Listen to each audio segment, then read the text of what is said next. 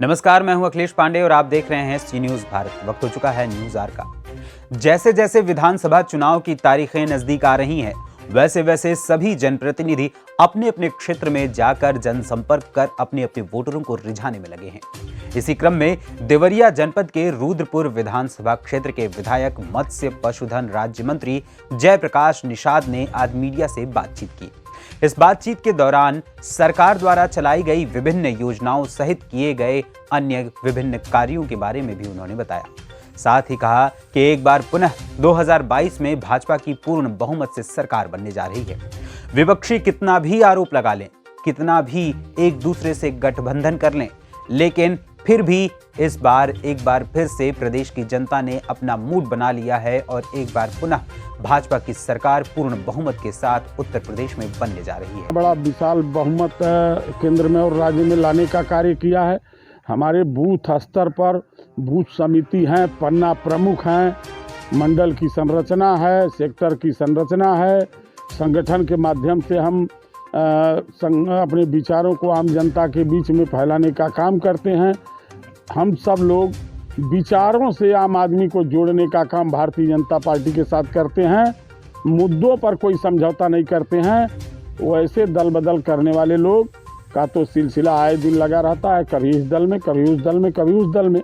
उनकी बात मैं क्यों करूं? मैं जानता हूं कि भारतीय जनता पार्टी का कार्यकर्ता चट्टान की तरह से अपने मिशन में लगा रहता है। देखिए, आम जनता जो हम लोगों ने काम किया है, उस काम के आधार पर और सरकार के सुशासन के आधार पर अपने पवित्र नेतृत्व भारतीय जनता पार्टी के राष्ट्रीय अध्यक्ष माननीय जेपी नड्डा सहित देश के यशस्वी प्रधानमंत्री जी सहित संगठन से लेकर के सरकार तक जो काम किया है, उससे आम जनता संतुष्ट है। इसलिए भारी पैमाने पर हम सब लोगों को आम जनता का आशीर्वाद, सहयोग, स्नेह मिल रहा है। इससे हम भारतीय जनता पार्टी के लोग बहुत उत्साहित हैं और जनता भी उत्साहित है कि भारतीय जनता पार्टी की सरकार पुनः बनाएंगे। अभी चुनाव आयोग द्वारा आचार संहिता लागू कर दिया गया, किस तरीके से आप लोग जनसंपर्क कर रहे हैं? मास्क लगा करके आम जनता के बीच में हम लोग जा रहे हैं। जनता को सलाह भी दे रहे हैं कि भाई दूरी बना करके आप सब लोग रहिए, ये महामारी से बचते हुए, और अपना वोट जो है भारतीय जनता पार्टी के पक्ष में दीजिए। इसलिए कि भारतीय जनता पार्टी के जो सुशासन है और भारतीय जनता पार्टी ने केंद्र और राज्य की दोनों सरकारों ने जो अभी आम जनता के लिए काम किया है, जो विकास के क्षेत्र में हो, चाहे व्यक्तिगत लाभार्थी योजना हो, चाहे व्यापारियों के हित में हो, चाहे नौजवानों के हित में हो, चाहे आम जनता के लिए सबका साथ सबका विकास करते हुए जो काम किया है, उससे मुद्दों को लेकर के और उन विकास के कार्यों को लेकर के हम लोग जनता के बीच में संपर्क कर रहे हैं और जनता उससे संतुष्ट है। जनता भारतीय जनता पार्टी के साथ है। समाजवादी पार्टी द्वारा कई अन्य दलों के साथ गठबंधन किया गया है, क्या लगता है 2022 के चुनाव में उसका असर पड़ेगा? देखिए, गठबंधन पर मैं बहुत नहीं जाना चाहता।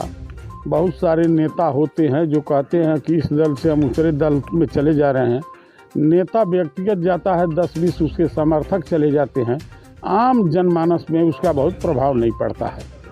आम जनता जब इस देश के आज़ाद भारत के इतने वर्षों बाद इस देश में चाहे राष्ट्रीय मुद्दे हों, चाहे स्थानीय मुद्दे हों और चाहे देश स्तरीय मुद्दे हों, सभी प्रकार के मुद्दों को लगभग 7 साल के कार्यकाल में देश के यशस्वी प्रधानमंत्री माननीय नरेंद्र मोदी जी ने, उत्तर प्रदेश के यशस्वी मुख्यमंत्री माननीय योगी आदित्यनाथ महाराज जी ने उसका समाधान करने का कार्य किया है। एक तरफ भगवान का राम का मंदिर भी बन रहा है, दूसरी तरफ काशी विश्वनाथ कॉरिडोर का उद्धारण भी हुआ है, तीसरी तरफ गरीबों के कल्याण भी हुए हैं, मजदूरों का भी कल्याण हुआ है, व्यापारियों का सम्मान हुआ है।